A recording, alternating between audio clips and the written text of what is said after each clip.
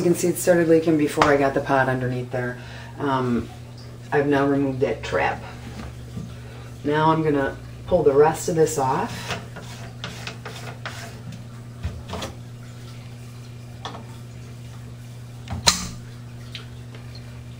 And again, although it's a little nasty, everything's in pretty good shape. So I'm gonna hang on to it until we're done, in case something goes wrong and I need it.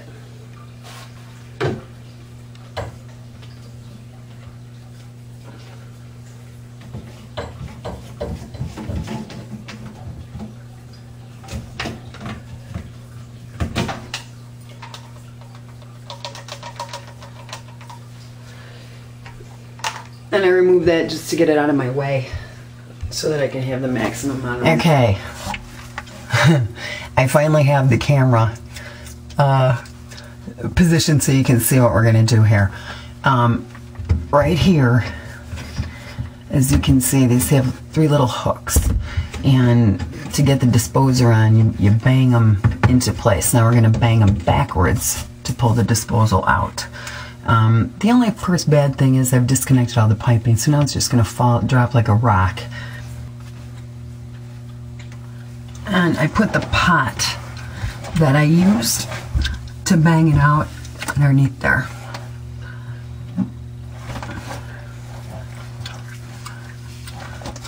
Now let's see if we can get the big screwdriver in there, because the bigger the screwdriver,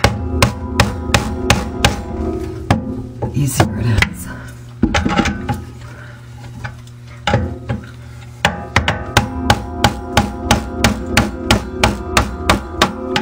There it goes. Get it loosened and down it goes.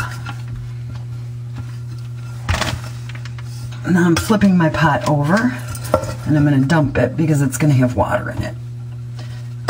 There was a little, not a lot.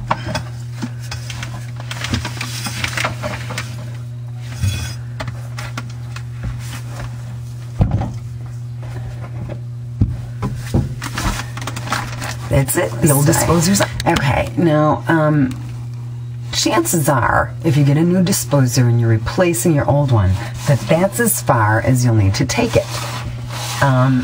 Most disposers have an installation system that's very similar to this. So you could pop this off like we just did, put your new disposer on, turn it, and lock it into place like I'll show you a little bit later, and you'd be done. But in the interest of showing the full video, and also because when you put something new in, you really want the whole thing to be new. As long as we've got it there, why would we leave the old one in? So we're going to go ahead and change this out. And okay, we're going to pull this old one out. It does have star tips, so I could use my screw gun, and it also has a straight tip for the large screwdriver, which was what I had suspected. We're going to go ahead and just use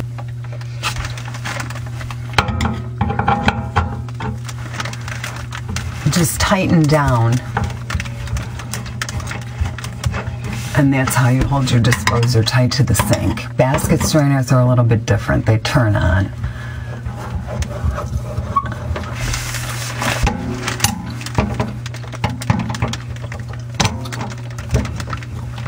Loosen that a little bit.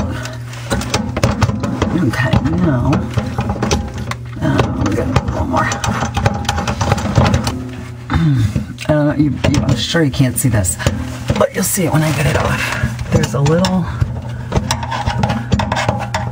retaining ring that pops in here. And these are probably the biggest pain of the whole thing to get off.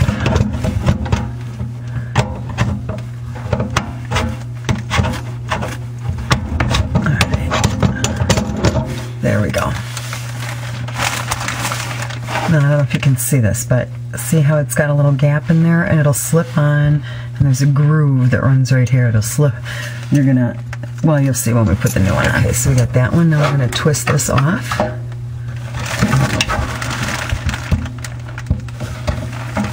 And it's on there pretty good.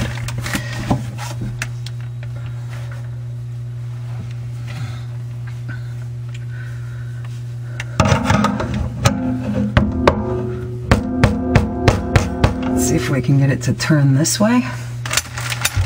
Remember me telling you how useful a hammer is? You probably thought I was nuts.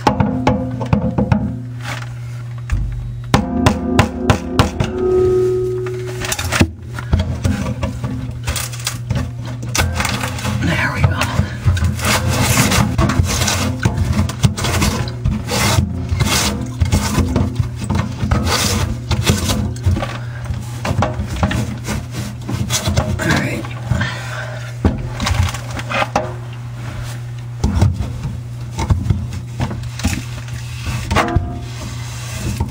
What I'm doing now is there we go, holding the inside one.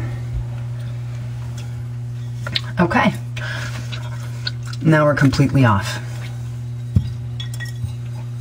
And again, I'm going to set all these parts aside before I throw them away, just in case we need them. Now, before we put anything new on there, we're going to clean all the old maggoty plumber's putty and stuff off here, because if we leave anything on there, we're not going to get a good seal. Okay, so as you can see, I've cleaned off the top as well, so that this is all shiny and I have no old plumber's putty remaining. It's very important when you replace any kind of plumbing fixtures, whether you're replacing a toilet or anything, that you clean off the old stuff, because you will not get a good seal if you have old crumbly junk sitting there. The water will find that and cut a groove through it.